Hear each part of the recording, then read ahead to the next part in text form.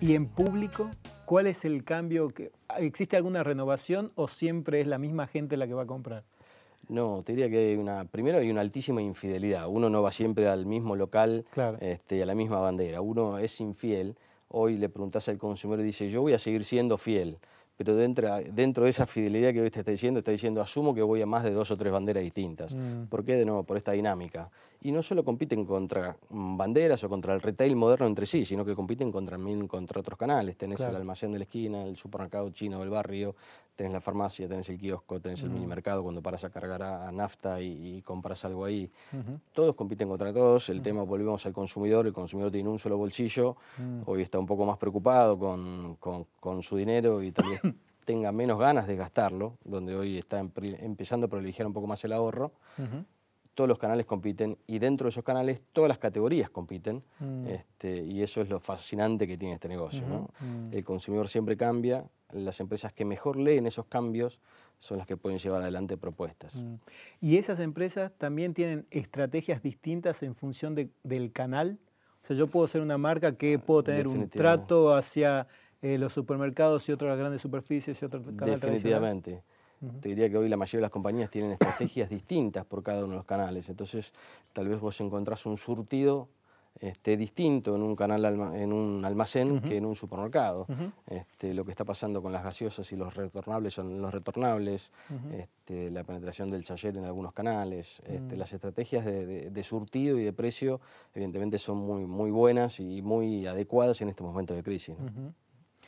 Gustavo, pasando para el lado de lo cualitativo, ¿cómo se organiza, cómo se encara una investigación cualitativa de producto?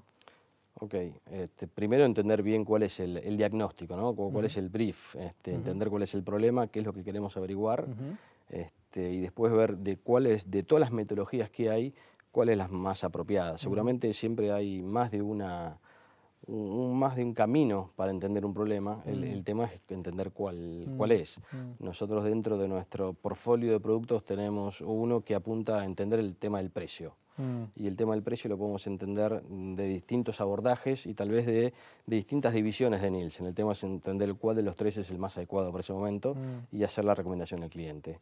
Y generalmente lo más rico de eso es no solo hacerlo aisladamente con un solo estudio, sino ir potenciándolo de nuevo con las distintas miradas que uno le puede dar a un mismo tema. Entonces, si el problema es precio, tenés productos específicos que están apuntando a entender cuál es el tema del precio, pero también tenés información adicional que vos le podés poner a eso para enriquecerlo. Información scanning, del dato de precio real del mercado, qué piensa el consumidor, hacer historia y qué pasó cuando uno hizo cambios de precios, qué pasó con la demanda.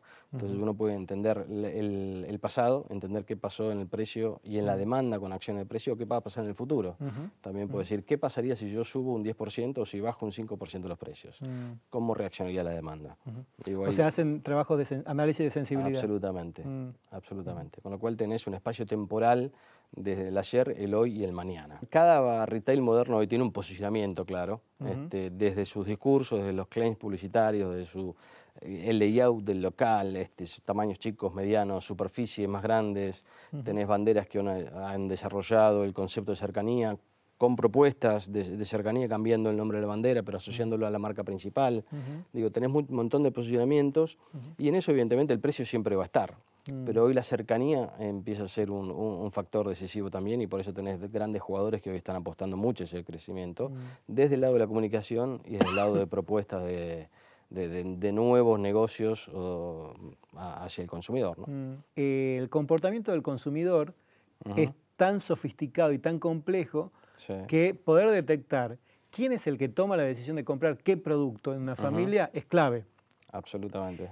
Habrá productos que el comprador es el decisor, pero habrá productos que el comprador es simplemente un ejecutante de una decisión familiar. Absolutamente. Entonces, poder entender el mecanismo de cómo se toma esa decisión. Ejemplo, familia en donde hay 3 miembros que están haciendo dieta o que se están cuidando la línea, deciden en conjunto que la gaseosa que se va a comprar es dietética. Entonces, ahí no es solamente este mensaje de precio, sino que hay que ir al núcleo de la decisión. Absolutamente. ¿Cómo investigan eso? Nunca hay un solo factor, vos lo dijiste bien, no hay un solo, no es el precio, es el precio, es la cercanía, es el consumidor. es las distintas propuestas que uno puede hacer. Digo, la investigación así, ojalá hubiera una respuesta única a esa definición o a esa pregunta o a esa inquietud. Lo cierto es que no la hay. Lo que hay es estrategia de las compañías con posicionamientos, con propuestas local, desde cómo están ubicados los distintos sectores. Tenés propuestas donde hay la ecología o el medio ambiente tiene otra vigorosidad, otra propuesta, y entonces eso está dirigido a un cierto público con alguna particularidad. Todo el tema de los envases, por ejemplo. Absolutamente, las bolsas, las no bolsas, digo, hay un montón de cosas.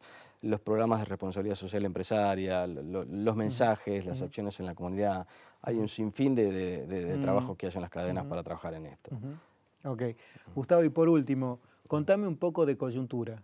O sea, porque ustedes de alguna forma también relevan información que está ahí en la calle relacionada con precios. ¿Cuál es tu sensación? ¿Qué está pasando? Bueno, mira, nosotros lo que estamos viendo es digamos, un primer semestre de este año.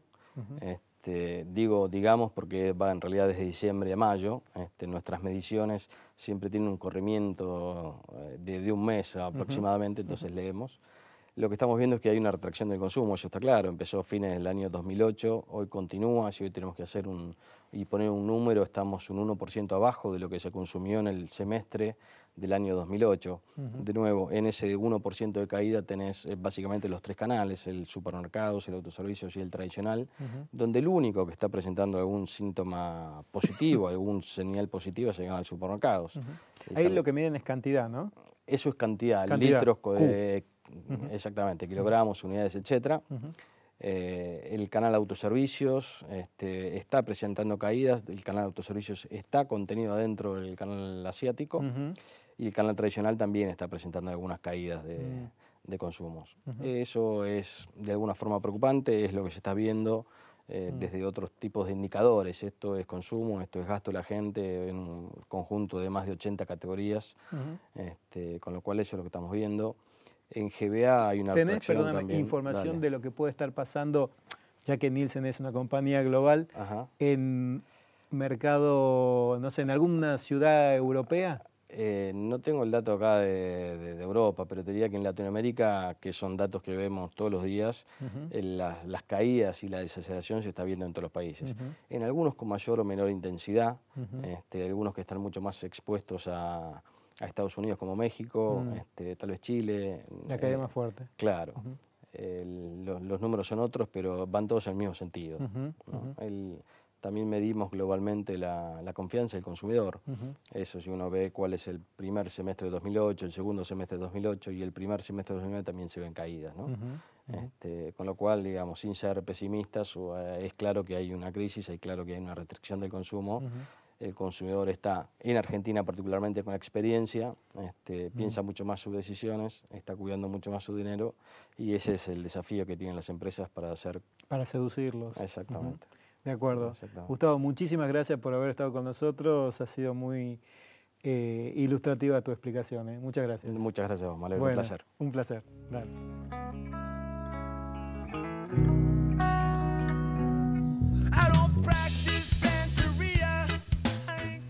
Freud decía que todos los hombres somos polígamos reprimidos. En el caso de los consumidores, somos polígamos a secas. La idea más fuerte que dejó la charla con Gustavo es la idea de el cliente infiel. ¿Cómo hacer para que aquel cliente que ya nos compró vuelva a comprar? La base del marketing relacional es que es mucho más rentable venderle a un cliente que ya nos conoce que conseguir un cliente nuevo. Entre otras cosas, porque nos evitamos el gasto o la inversión publicitaria. No alcanza con el precio. Además, es necesario saber leer los cambios que ocurren continuamente en las preferencias del consumidor. Y ese es un trabajo de investigación. Los espero entonces la próxima semana.